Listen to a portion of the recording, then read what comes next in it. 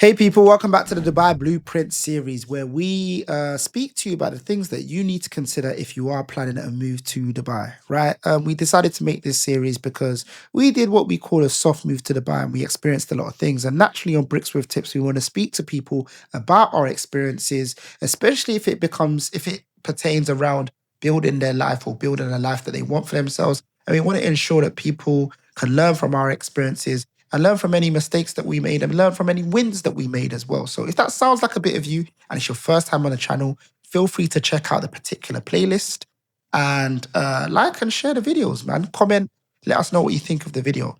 Now, today I'm going to be going through some hidden costs that people may gloss over and really need to understand do exist in Dubai. Things that we found. And to be quite honest with you, I'll go ahead and say that this video will go alongside quite closely with our free upfront and ongoing costs calculator. Now, this is a calculator that helps you calculate the costs of moving to Dubai. Even if you are moving to Dubai, I'd advise just downloading it to see what that could look like for you, right? How expensive that could be, how cheap it would be. If you aren't familiar with the calculator itself, we have two videos that go through the ongoing costs. One video that goes through the ongoing costs and one video that goes through the upfront costs. So if you're not too sure what to put in there, that video will assist you as well. So without further ado, let's get into the hidden costs when it comes to moving to Dubai, because it's very, very important to understand what the costs can be. First up, if you're a family moving over, school-related expenses. So we're going to go through it and just mention to you that there are things that you would expect, right? But I'd say for a lot of people, if your kids weren't in private school in the UK, some of these might come as a surprise and be quite quote unquote hidden. So you got your standard things like your registration and application fees. In some schools, you may need to do a medical. In some schools, there's mandatory uniform that's quite excessive and it's compulsory to buy it and for your children to wear it. Extracurricular activities is something that could add up as well. For some people, your child will finish school as early as one, maybe two, maybe three, but in some cases, one. You may finish work at 5, which means that you're home at 6. So if you don't have a nanny, what will your child be doing? So for some people, extracurricular activities is actually mandatory and a cost that they may not have considered. Similar to that, if both parents are working, school bus may be something that's mandatory as well. School bus can work quite well where they will drop your child at home. And even if you're not at home, if you have a nanny, your nanny will meet the school bus and take your children into the house. But some people don't actually think about these fees because it may not be something that is quite common in the country that you're moving from.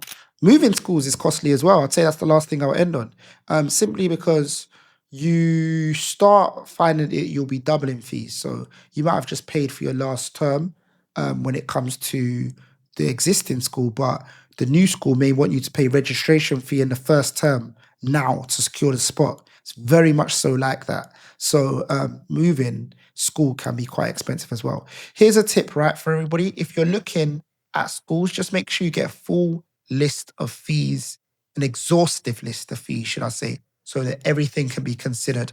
And ensure that you ask about the timings of the school as well. So you start to understand whether extracurricular activities are something that are nice to have or are they basically mandatory for you based on how your lifestyle is. Next up, housing costs, right? This is an interesting one. The first is your deposits and your broker fee, right? So if you are renting, let's just stick on if you are renting.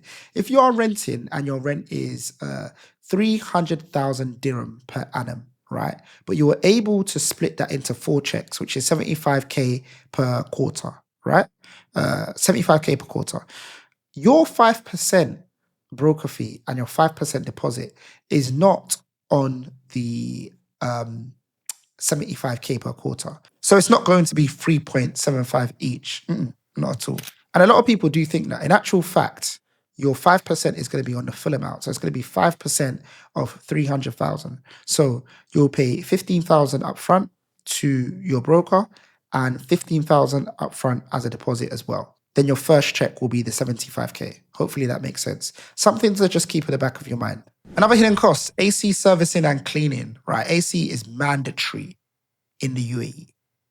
AC is like, the AC is good, right? It's so good it creates a false reality, right? So if you're in your house and the AC is set to like how you like it, it's not one of those ones where you know it's hot outside and you're cool inside. In my opinion, you don't actually know how hot it is outside until you step outside. That's the truth because it's real climate control. That's how the AC works out here. Real climate control. So why do I say that cleaning the AC is important, right? It's a hidden cost because you probably don't anticipate doing it.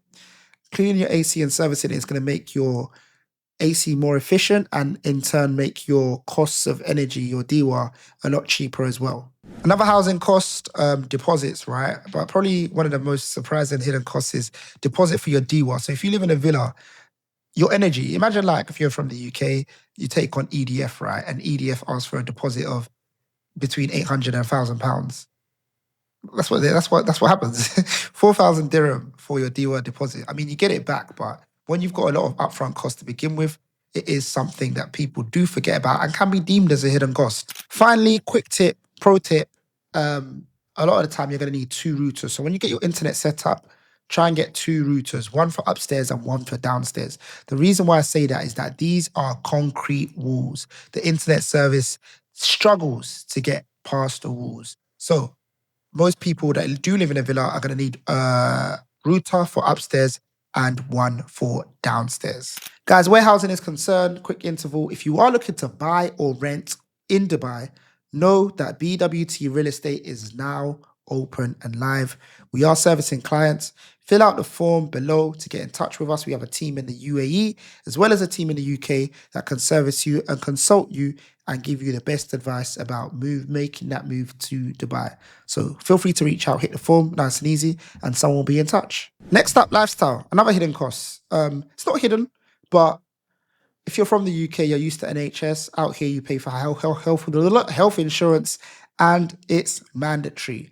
And I mean, for a family of four, I mean, health insurance from memory, maybe between 25 and 45. Let's just say between 25,000 AD and 50,000 AD for a family of four, which is about five to £10,000 for the year. So it is something that you might not have considered. Next up, speeding fines. This is an interesting one, right? They will creep up on you and they come late and they are expensive. I mean, I'm talking 800 dirhams for certain fines, like 750 dirhams for certain fines, which is like £200. No, if you pay this within 14 days, blah, blah, blah, blah, blah. So speeding fines can be a hidden cost. You may say, hey, just slow down, but it does take some adjusting because the roads are so big and it feels like everyone's driving super fast, but it's in kilometers. And you'll actually find that most of the time you'll be doing less than 70 miles per hour or the speed limit is less than 70 miles per hour. But on a road so big, it feels like you're going really fast when you're not. So that does take some adjusting to, which is why I've put it in there. Tinting your car, an interesting one, right? Okay, I'll put it this way. There's some people who one arm, I don't think it's happened to me, one arm is darker than the other because they don't have tints. So when they drive, because they don't have tints on their commute to work or whatever, the sun is just beating on this arm, beating on it. And eventually they found that they've got a tan on one arm and the other arm is lighter than the other. So, and I won't say that's the reason for tints, but that should explain the amount of sunlight that can come through. And especially if you're in the car, a lot of the time, a lot of people do opt to get tints. So that can be a hidden cost. Finally, visas. Visas is an interesting one, right? Let's talk about your visa first of all. If you're on an employment visa, you don't have to worry about that. If you're on a business visa, it will need renewal, and that comes at another cost. Your business license will need an annual renewal as well. So that's another hidden cost, right? Your nanny is going to need a visa, and you're going to have to deal with the renewals on that as well. So that is another cost. So these are costs that you typically might not think about if you are a citizen in the country that you're moving from. So it can be deemed as a hidden cost here. Anyways, guys, gone through that quite quickly. Hopefully you found that interesting and you've taken note of some things. Maybe there are some things that you hadn't thought about. If there are some things that you hadn't thought about, make sure you let me know in the comments below. And let me know what video you'd like me to make next, what you want to hear about. And I'll be happy to make that video for you on the Dubai Blueprint series. And we'll see you in the next one. Peace.